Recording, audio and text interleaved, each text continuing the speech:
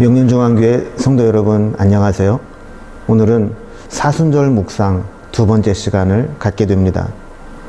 복음은 먼지, 죄에 불과한 우리를 위해 하나님께서 독생자 예수 그리스도를 보내어 우리 대신 죽게 하신 것에서 시작한다는 것을 어제 첫 번째 시간에 살펴보았습니다. 그래서 죄에 대해서 특별히 말씀을 묵상해 보게 되었죠. 오늘은 왜 우리가 죽을 수밖에 없는 존재가 되었는가? 왜 예수 그리스도께서 우리 대신 죽으셔야만 했는가에 대해 묵상해 보려고 합니다. 성경은 그 이유를 우리의 죄 때문이라고 분명히 말씀합니다. 오늘 우리가 함께 나눌 하나님 말씀은 야고보서 1장 14절 15절 말씀입니다. 이 말씀을 제가 읽겠습니다. 오직 각 사람이 시험을 받는 것은 자기 욕심에 끌려 미혹됨이니 욕심이 잉태한즉 죄를 낳고 죄가 장성한즉 사망을 낳느니라. 아멘. 사순절은 우리의 죄를 깊이 들여다보는 것으로 시작합니다. 우리의 가장 심각한 문제는 우리 자신의 죄와 그 죄의 심각성을 잘 모른다는 데 있습니다. 그래서 우리는 너무 쉽게 죄와 타협하고 죄가 주는 달콤함을 남모르게 즐기며 살아가는 사람들이 많이 있습니다. 죄는 반드시 열매를 맺게 되어 있고 죄의 열매는 치명적인 결과를 가져오게 합니다. 그러나 사람들은 죄로 인한 파국에 이르기 전에는 죄의 심각성을 잘 모르고 인정하려고 하지도 않습니다. 그래서 자신의 죄에 대해서는 본능적으로 관대한 것이죠. 그리고 자신의 죄를 감추기 위해 다른 사람의 죄에 대해서는 지나칠 정도로 예민하게 정죄하며 자신은 그렇지 않은 것처럼 포장하곤 합니다. 이런 생활을 계속 하다 보면 자신의 죄에 대해 점점 무뎌지게 되는 것입니다. 처음 죄를 접하게 되면 심한 가책과 죄책감에 시달리게 됩니다. 그러나 그 속에서 빨리 빠져나오지 못하면 점점 죄에 익숙해지고 관대해지고 죄가 우리에게 보내는 위험신호 알람 기능이 고장나버리고 마는 것이죠.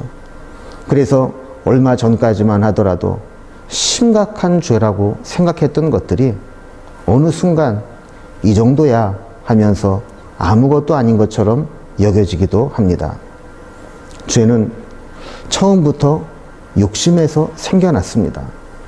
자기 분수를 모르고 하늘 끝까지 하나님처럼 높아지려고 하는 욕심이 우리를 비극으로 치닫게 했습니다. 요즘 우리가 이 세상에서 겪어야 하는 많은 질병들, 재앙들, 기상이후 이런 모든 것들이 다 인간의 욕심에서 파생된 것들이 많습니다. 오늘 말씀 야고보서 1장 14절에 보면 오직 각 사람이 시험을 받는 것은 자기 욕심에 끌려 미혹됨이니 라고 했습니다. 때로 우리에게 좋은 욕심이 필요할 때가 있습니다. 욕심이 우리에게 긍정적인 역할을 하기 때문에 어느 정도 욕심이 있어야 자기 발전을 이룰 수 있습니다. 그러나 이 욕심이 탐욕으로 발전을 하게 된다면 그때는 문제가 심각해지는 것이죠. 욕심은 우리가 세상에 빠지도록 미혹하는 요인이 됩니다. 욕심이 있으면 그것을 얻기 위해 미혹받게 되고 부정한 방법으로라도 그것을 얻고 싶은 시험에 빠지게 되는 겁니다. 그래서 야고보서 1장 15절에 보면 욕심이 잉태한즉 죄를 낳고 죄가 장성한즉 사망을 낳느니라 라고 말씀합니다. 욕심에 끌려 미혹을 당하며 시험에 들었을 때 그것의 심각성을 깨닫고 빨리 빠져나오지 못하면 욕심은 필경 죄를 낳게 만듭니다. 마치 생명이 잉태되면 때가 되면 반드시 새 생명이 탄생하는 것과 같습니다. 씨가 뿌려지면 씨를 뿌릴 때는 작은 씨앗에 불과하지만 시간이 지나면 그것이 자라나서 열매를 맺게 됩니다. 또 잉태된 생명은 눈에 보이지 않을 정도로 작은 것으로 시작되지만 시간이 지나면 출산을 해서 새 생명의 모습을 드러내게 됩니다.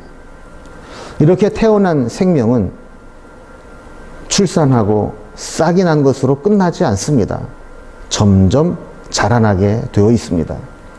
그래서 죄가 장성하면 사망을 낳는다고 했습니다.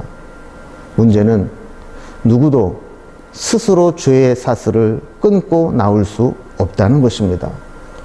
우리 안에 생명이 시작되면 그 생명력은 무섭게 자리를 틀고 생명의 모습을 나타내는 것과 마찬가지로 한번 뿌리를 깊이 내리고 나면 쉽게 뽑아내기 어렵고 짐승들도 태어나 한번 자기 영역을 차지하고 나면 쉽게 쫓아내지 못하는 것과 같습니다. 그래서 우리는 죄로 인해 죽을 수밖에 없는 존재가 되었습니다. 죄가 우리의 온 심령과 삶을 얽어매기 때문이죠. 이러한 우리를 구하기 위해 예수님이 오셨습니다. 자신의 죄가 얼마나 심각한 죄인가를 알지 못하는 인간은 하나님께서 예수님에게 대신 죄를 담당하게 하셨다는 사실도 알지 못합니다. 그러나 성경은 우리에게 분명히 말씀합니다. 이사야 53장 6절에서는 우리는 다 양 같아서 그릇 행하여 각기 제 길로 갔거늘 여호와께서는 우리 모두의 죄악을 그에게 담당시키셨도다라고 했습니다.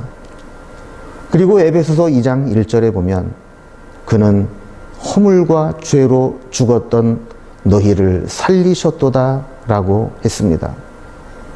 우리를 살리기 위한 하나님의 필연적인 사랑과 예수 그리스도의 대속의 은혜가 아니었다면 우리는 죽을 수밖에 없는 존재입니다. 그럼에도 불구하고 우리는 우리의 죄를 너무 가볍게 여기는 경향이 있습니다. 그리고 죄의 뿌리가 되는 욕심도 아무렇게나 방치해 두는 경향이 있습니다. 어느 순간 우리의 죄와 욕심으로 인해 미혹이 가볍게 여겨지고 무뎌지고 있다면 우리 신앙은 매우 위험한 상태라는 것을 보여주는 것입니다. 사막을 여행하는 자를 가장 힘들게 하는 것은 신발 속에 들어온 작은 모래 알갱이라는 이야기가 있듯이 우리의 심령을 병들게 하고 우리의 삶을 힘들게 하는 것은 우리 안에 자리 잡고 있는 작은 욕심, 그 욕심 때문에 흔들리고 미혹되는 우리의 마음, 때로 그것에 넘어간 작은 죄에서 시작될 수 있습니다. 오늘 사순절 묵상 두 번째 날을 맞아 우리의 죄를 묵상하면서 혹시 욕심으로 인해 흔들리고 있는 우리의 모습은 없는지 우리의 모습을 돌아볼 수 있기를 바랍니다.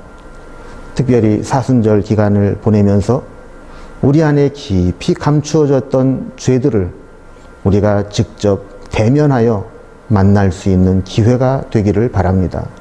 그리고 우리에게 죄가 들어오게끔 만드는 욕심에 대해서도 우리가 하나님 앞에 기도하며 이 욕심을 잠재울 수 있는 기회가 되기를 바랍니다. 성도 여러분, 오늘도 믿음으로 승리하시기 바랍니다. 사순절 묵상을 보내고 또 코로나19와 욕심과 죄를 이기는 믿음을 얻기 위해 기도하겠습니다. 함께 기도하겠습니다. 하나님 아버지, 사순절과 코로나19를 위한 특별 묵상으로 하나님 앞에 오늘도 서게 해주시니 감사합니다. 오늘은 특별히 우리 안에서 욕심으로 시작된 죄가 얼마나 큰 결과를 가져올 수 있는지를 살펴보았습니다. 돌아보면 우리 안에 많은 욕심들이 있습니다. 품지 말아야 할 욕심들이 있고 이 욕심 때문에 미혹되고 흔들릴 때가 있는 것을 보게 됩니다. 하나님, 사순절 이 묵상 기간을 통해 우리 안에 무서운 죄와 욕망이 되는 욕심들을 대면하여 직면하여 바라볼 수 있는 기회가 되게 하여 주시고, 이 욕심이 우리를 흔들지 못하도록, 욕심이 잉태하고 장성하여 죄가 되고 사망에 이르지 못하도록 우리를 돌아보는 기회가 되게 하여 주옵소서. 특별히 아직도 진정되지 못하고 있는 이 코로나19 바이러스 사태를 하나님께서 붙잡아 주시고, 이제 곳곳에서 방역이 잘 이루어지고 확산되지 않는다는 그러한 소식들이 들려질 수 있도록 인도해 주옵소서. 오늘도 우리 명륜중앙교회 성도님들의 모든 가정과 식구들을 코로나19 바이러스로부터 구별하여 주시고 건강하게 강건하게 하루를 살아갈 수 있도록 인도해 주옵소서. 예수님의 이름으로 기도드리옵나이다. 아멘. 성도 여러분, 오늘도 믿음으로 승리하십시오. 내일 아침에 다시 만나 뵙도록 하겠습니다.